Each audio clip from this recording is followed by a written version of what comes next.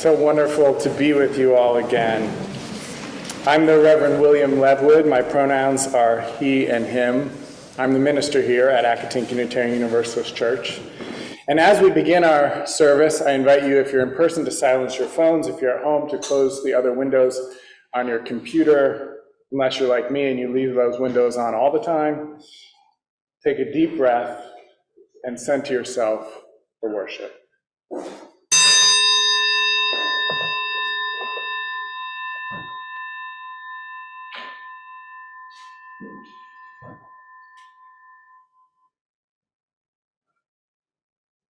We open and welcome to the ancestral people of this land, acknowledging that our church, like all of Burke, rests on the unceded territory of the Manahoac tribe of the Great Sioux Nation. We seek healing and the realization of justice with the people of this land, who live on in their descendants, the present-day members of the Monacan Indian Nation, the Patawomic Indian Tribe of Virginia, and the Piscataway Indian Nation. We honor the ancestors as we move toward healing, so that all together shall one day know full justice. Our chalice lighting today comes from Reverend Scott Taylor, Belonging for Our Whole Selves. May the flame we now kindle light the path back to our center, back to that place of belonging to what is true, what is deepest within, what knows us even before we know ourselves. And may our chalice remind us that we are held and welcomed whole without the need to hide a single piece or part of who we are. Welcome to Accotink Unitarian Universalist Church. I am Nancy Melito. My pronouns are she, hers, and I'm happy to be your worship associate today.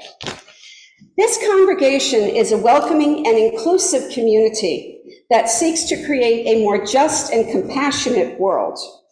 If you are new to Accotink and would like to talk more about this church, please be sure to reach out to me, our minister, Reverend William Levwood, or one of today's greeters. And so, whether you're a longtime member or a newcomer or something in between, we encourage you to stay for our social hour, online and in person, immediately after this service. We're so delighted you decided to join us today. Welcome. Today's reading comes from Padraig Otwama, and I apologize for mangling a very, very Celtic name, titled, The Beginning of Things is Important. At a meal in London a few years ago, I was sitting with Noah, a deliciously salty woman from northern Israel. She combined her love for Torah with a love for truth and a love for story. I took an immediate liking to her. We were talking about religion. What else do you talk about? And I asked what she, as a Jew, makes of Christian interpretations of Hebrew texts, particularly those to do with literal seven-day creations or abominations. Pah, she said. Then she said the following with no little theatricality. We Jews don't ask questions about the first book of the Bible. We don't ask questions about the first chapter of the first book of the Bible. We don't ask questions about the first sentence of the first chapter of the first book of the Bible. And we don't ask questions about the first word of the first sentence of the first chapter of the first book of the Bible. We ask why the first letter of the first word of the first sentence of the first chapter, you see where this is going, of the first book of the Bible is B, when, according to religious poetic convention, it should be A. Then she looked at me, wine-filled and happy, and said, I like to think that it's a B, because that letter in Hebrew looks a little like a picture of a house. And it's nice to think that at the beginning of Torah is an image of home. I just love this idea that the creation of the world, not just the Torah, the creation of the world begins with a picture of a house with an image of home. But I also imagine you might be wondering, what does that have to do with belonging? In the next section of his book, In the Shelter, Finding a Home in the World, Padre Gotuma shares a Talmudic exposition related to the question why the Torah begins with the letter B rather than the letter A. According to the Talmud, the letter Aleph complains to God about not being the first letter of the creation of the world. And God responds by telling the letter Aleph that he is about to give the revelation of the 10 Commandments, which will begin with the letter Aleph. The letter Aleph is thus satisfied because the letter Aleph knows that the 10 Commandments have existed before the creation of the world. I imagine you might still be wondering what any of this has to do with belonging. So just trust me, we'll get to that a little bit later on.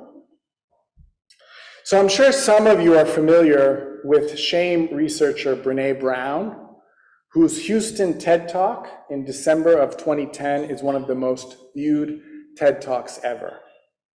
That talk was about the power of vulnerability. I recently watched another TED Talk of Brene Brown's from 2012, just less than 2 years later, where she talks about how scared she was, about how vulnerable she had been, the personal vulnerability she'd shared in that original TED Talk in front of 500 people. Now, by that point, in 2012, that Houston TED Talk had been viewed 4 million times. And now it's up to almost 60 million. So that's why I say I think some of you have probably heard of Brene Brown. So she's written several books, one of which is a book based on her research on belonging. And in a nutshell, what she learned studying belonging is that there's a big difference between fitting in and truly belonging. That in fact, fitting in, trying to fit in, is antithetical to truly experiencing a sense of belonging. Because fitting in is what we do when we contort ourselves, when we try to change our shape, to try to mold ourselves to fit some pre-existing model of what we think we're supposed to be, rather than being our authentic selves. And it turns out that being our authentic selves is what belonging asks of us, what belonging even requires of us. Let me say that again. Brene Brown's research about belonging reveals is that what belonging asks of us is that we be our authentic selves. And when we're trying to fit in, we're doing the exact opposite. And when we're trying to fit in, we're closing the door on the experience, on even the possibility of experiencing belonging. And when you think about it, it really starts to make sense. Because let's say you try to fit in, you contort yourself in an attempt to meet someone's expectations. Let's even say you succeed. Are you experiencing belonging? No, you're not. Because you know you aren't being yourself. You know you aren't being authentic. So whatever acceptance you receive, it feels false.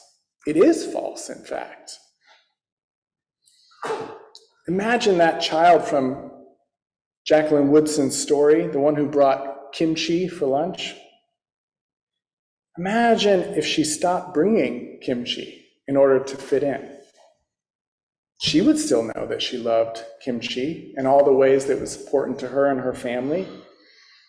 Deep down, she would know that her fitting in was false, that it wasn't authentic, that she had to sacrifice a part of herself in order to fit in. So she still wouldn't feel a sense of belonging. So let's bring it back to those Hebrew letters for a moment. Because I just think it's so simple and so clear that way. What if Aleph, the letter A in Hebrew, what if Aleph, instead of complaining to God, had tried to be like Bet? Now, bet is shaped kind of like a backwards boxy C. And Aleph is kind of a cross between an X and a K. It's kind of like that. Or it might be like that, depending on your viewpoint. You see, their shapes are absolutely nothing like each other. Aleph is not going to succeed at contorting itself into the shape of bet. It just isn't going to happen. But more importantly, if it did somehow magically happen, if the letter Aleph did manage to contort itself, or God had mercy on the letter Aleph and magically turned Aleph into the shape of bet, it wouldn't be the letter Aleph anymore. And by the way, what a drab world if every letter of the alphabet tried to be just like one letter instead of being itself. Drab and inarticulate. I mean, we'd just be moving around saying, boo, boo, boo, boo, boo. Aleph needs to be Aleph, bet needs to be bet. Quite literally, if Aleph is going to belong to the alphabet, Aleph needs to be Aleph. There is no alphabet, Aleph bet, no belonging to the Aleph bet, unless Aleph is Aleph and bet is bet. Here's how Brene Brown puts it in her definition of true belonging, based on her qualitative, grounded theory of research, so hundreds of conversations with real people to learn how real people describe true belonging. She offers this as a definition. True belonging is the spiritual practice of believing in and belonging to yourself so deeply that you can share your most authentic self with the world and find sacredness in both being a part of something and standing alone in the wilderness. True belonging, she continues, doesn't require you to change who you are. It requires you to be who you are. This is what belonging asks of us, what belonging requires of us. But there's another side to this as well. What about creating a space, a community culture that encourages true belonging? If that aspect of belonging is important to us, the act of being belonging for others, and as a covenanted faith community, as Unitarian Universalist, a covenantal, not a creedal tradition, that is central to who we are as a people. So, with that goal in mind, what does belonging ask of us? Believe it or not, I'm going to have you look at the letter bet again. Bet is a home. It has an open door. Remember, it's a boxy, backwards C, sort of. So what does it look like to be that open door for others? What does it look like to be that open door for each other? Perhaps you experienced a little bit in our Greet Your Neighbor time or our meditation back and forth sharing. So let's look at the letter bet. If we can have that on the screen now, because Brene Brown uses the phrase strong back, soft front, wild heart to describe the practice we need to engage in to make a space for belonging. She says she first heard the phrase strong back, soft front from Zen teacher Joan Halifax. Strong back is what I've already shared about how true belonging requires you to be authentic, to show up, to really show up even when it's difficult. You can see that in our bet that, well, we don't have the bet on the screen yet.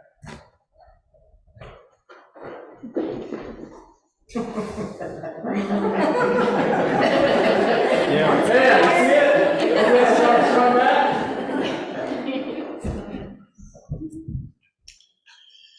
So Brene Brown also has a reminder phrase for this. She says that we should speak truth to BS and be civil. So if you aren't speaking truth, that's not having a strong back. But if you're speaking the truth with aggression or with hate, that's not a strong back either. Having a strong back means being willing to be authentic and truthful without losing your cool so much that you become disrespectful of the other person's complex, vibrant, beautiful, messy fullness as a human being. We might say without losing sight of their inherent worth and dignity, to use the language of our Unitarian Universalist first principle. Now, I say without losing your cool, but let me be clear. I don't mean holding in or holding back your emotions. If you're bottling up or denying your feelings, that's not having a strong back either. When I say having a strong back is about being authentic and truthful without losing your cool, I'm not talking about being a Vulcan. So the second part of making a safe space for belonging for others is having a soft front. So you can see this is the open part of the bet. Let me do the bet again, the open part. This means being willing and able to be vulnerable. Brene Brown tells us that practicing being vulnerable helps us. Practicing being vulnerable helps us to soften and stay open rather than attack and defend. And it takes courage to be vulnerable. A safe space is a brave space. Do you see the strong back on the bet?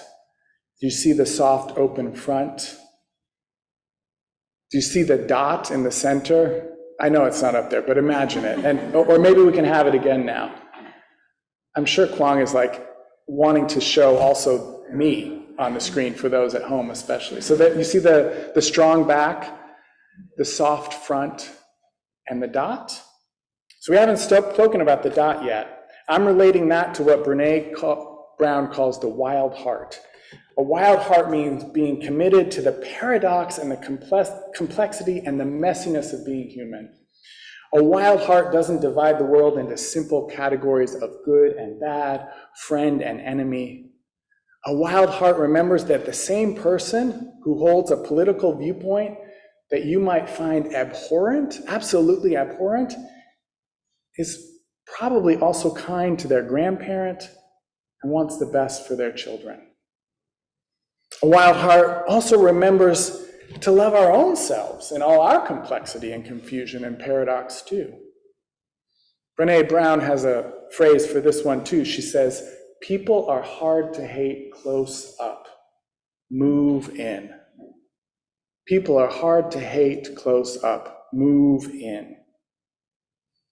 This is what belonging asks of us, to be authentic and true to ourselves, and to welcome others to be authentic and fully themselves.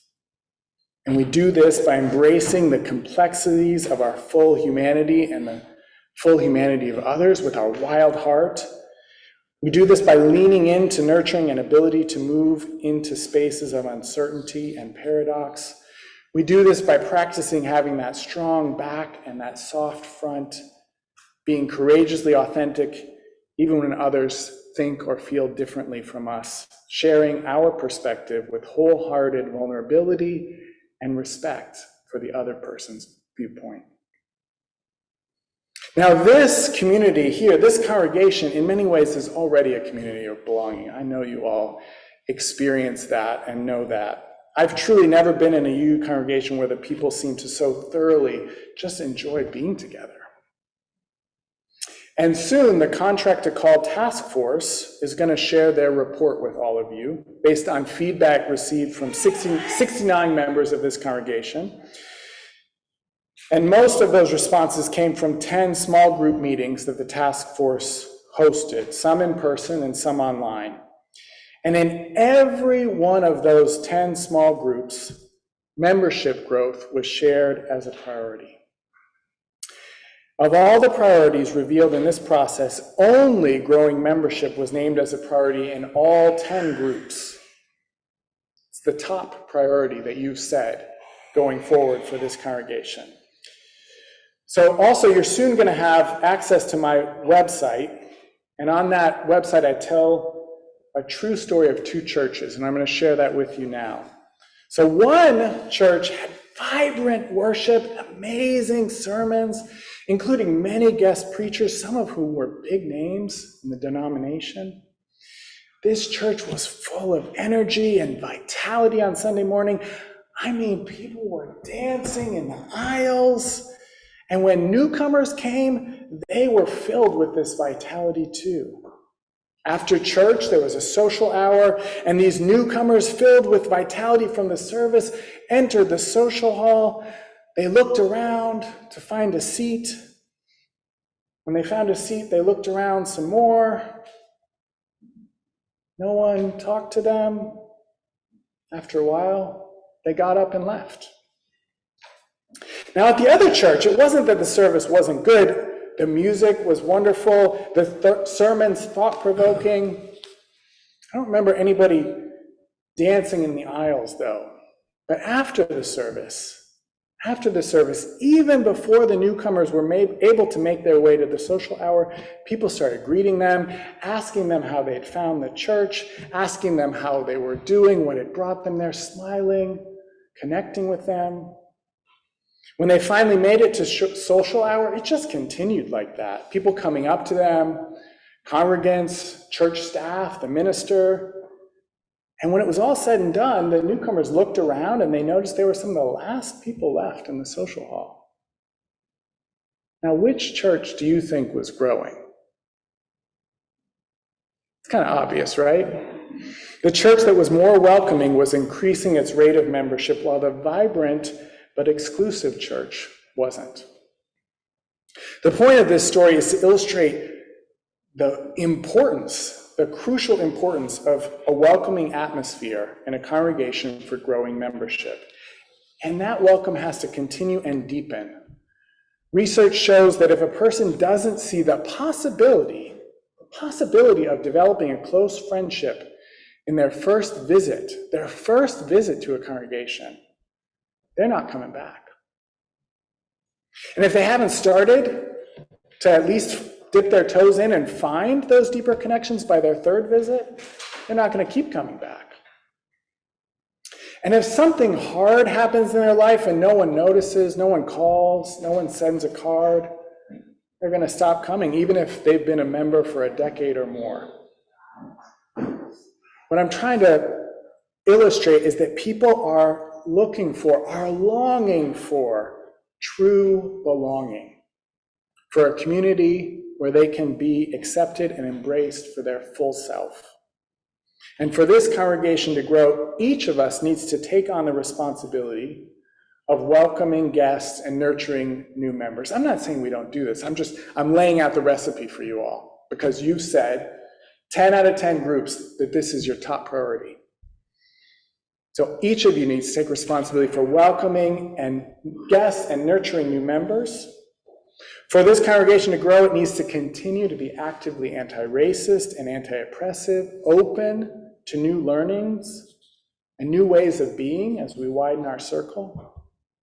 For this congregation to grow, each of us needs to see that diversity is our strength, that social justice thrives when spiritual development is nurtured, that spiritual development is supported by a close-knit community, and that a close-knit community gets closer when we encourage each other's spiritual growth and when we engage together in service and in social transformation and social justice work for the common good. I don't know if you saw what I did there, but those are the next three top priorities: community, spiritual growth or development, and social justice. So they all have to be there and they all support each other. For this community to grow, it needs to continue to deepen its community its commitment to being an intergenerational community, showing respect for elders, exhibiting a deep embrace of children and youth, and support for those who are in midlife, who are so busy we can't even feel what we need to feel sometimes. For this congregation to grow, each of us needs to take on the responsibility also of sharing the good news of Unitarian Universalism. We're not an evangelical faith because we know that you don't have to be Unitarian Universalist. But we need to get out there and let others know about us, not because they need to be Unitarian Universalists, but because they need a community of belonging like this one. They need that. Just like you needed it and found it when you walked through these doors. And because we also need the gifts that they will bring to this community. This is what belonging asks of us. Hallelujah and amen. Though we will extinguish our chalice flame, we carry within us what we kindled. The light of inspiration, the warmth of compassion, the fire of commitment. May we bring these gifts into our lives and share them radiantly out in the world. And now, one of my favorite parts of the service, not because it's the end,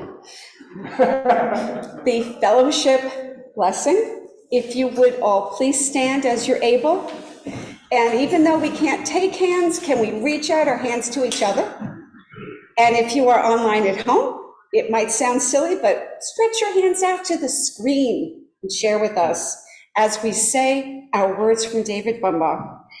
This church is dedicated to the proposition that behind all our differences and beneath all our diversity, there is a unity that makes us one and binds us forever together in spite of time, death, and the space between the stars. We pause now in silent witness to that unity. So it's been a little bit of a longer service. You might as well just sit down. Can somebody say that Rev Lev was a little excited to be back with you all? So for our benediction, I want to invite you all to go out into the world and be that letter bet. To have that strong front, that strong back, that soft front, and that wild heart. The letter bet is the first letter in the word bayit, for house, for home. Be a home for someone else. It's also the first letter for the word bracha, which means blessing. Be a blessing for others in your life. And when I was a preschool teacher for 8 years, and 7 of those years were in Jewish preschools. Is that right? Maybe 6. And in my first Jewish preschool at a Jewish day school in Boulder, Colorado, I made up this phrase. The children would take turns leading the blessing, like before meals or things like that. And I made up this term that they were the brachista, like a barista, brachista. And I'm told that Reb Zalman Schachter Shalomi, that one of the parents shared that with him, and he's the founder of Jewish Renewal, may his memory be for a blessing, and that he loved that term. So I also want to invite you to be a brachista, be a blessing and bring blessing to other people's lives. I don't mean say blessings over things. You can do that too, but be a blessing, be a brachista for others.